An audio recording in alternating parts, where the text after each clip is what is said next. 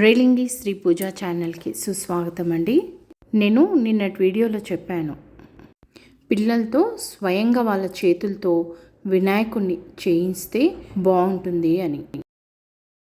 ఇప్పుడు మీరు చూస్తుంది డిఆర్డిఓలో పిల్లలు వచ్చి స్వయంగా వాళ్ళ చేతులతో గణేశుణ్ణి చేయాలి.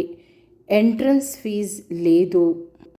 వచ్చేటప్పుడు ఆ గణేశుణ్ణి ఎలా చేద్దాము అనే మంచి ఆలోచనతో ప్రేమతో రండి. వాళ్ళతో పాటు పెద్దవాళ్ళు అమ్మ నాన్న వస్తే ఇంకా సంతోషం తెలియజేస్తూ స్వాగతం పలికారు. చూసారా, మీరు చేసిన గణేష్లని మేము ప్రదర్శనగా పెడతాము అని కూడా చెప్పారు ఆహ్వాన పత్రికలో. ఎంత బాగుంది కదా. నేను నిన్న వీడియోలో ఇదే చెప్పాను.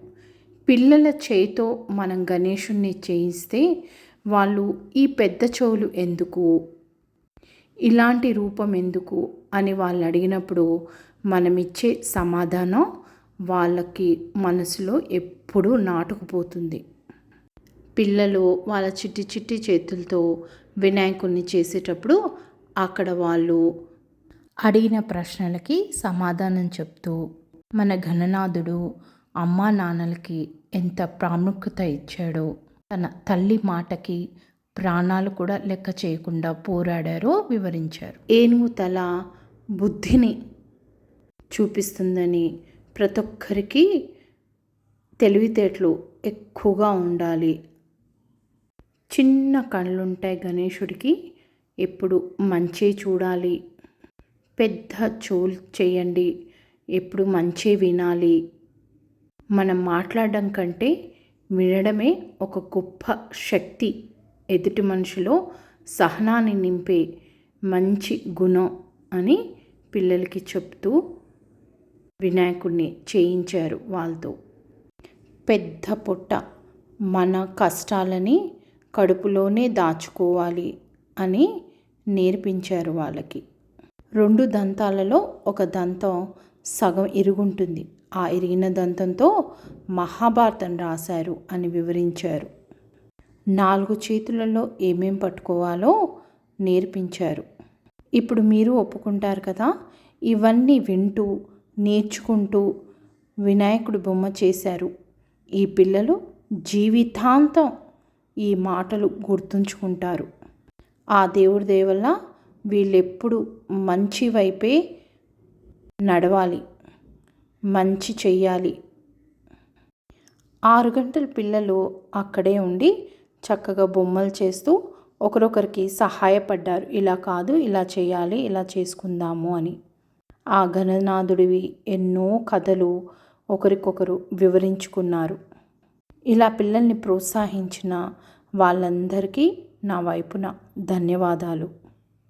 ఈ వీడియో చూసిన మీలో ఒక్కరన్నా ఇలా పిల్లలతో చేయిస్తారేమో అని నా ఆశ. చూసారా ఎంత చక్కగా ఆ వినాయకుడి బొమ్మలు చేశారు పిల్లలు. ఇంకా ఆ స్వామి ప్రసాదానికి వస్తే ఎక్కువ మట్టుకు బియ్యం పిండితో చేస్తారు. బియ్యం పిండి మనకి చలవ చేస్తుంది. వేడి నీళ్ళల్లో బియ్యం పిండి కడిపి తాడికలు చేస్తారు.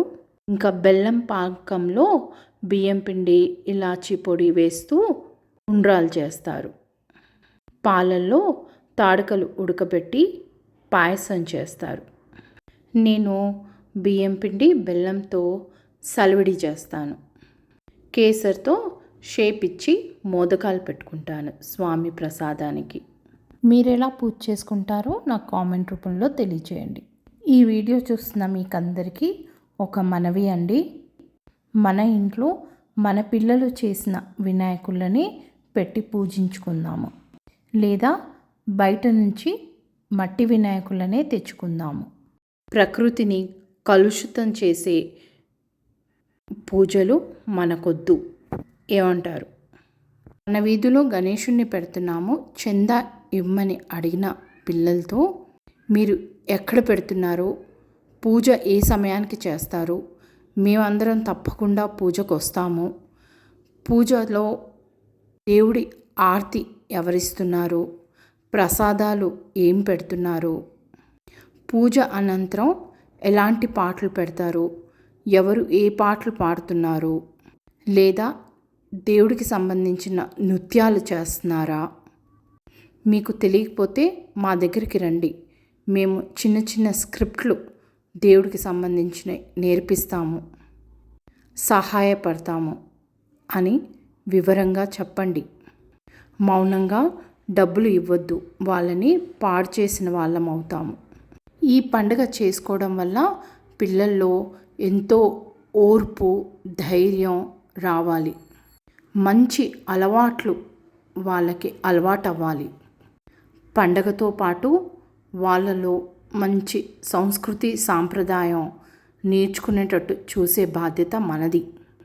తప్పకుండా మనమందరం పూజా సమయానికి అక్కడికి వెళ్ళి వాళ్ళు సరిగా చేస్తున్నారో లేదో మనం బాధ్యతగా చూసుకుందాము.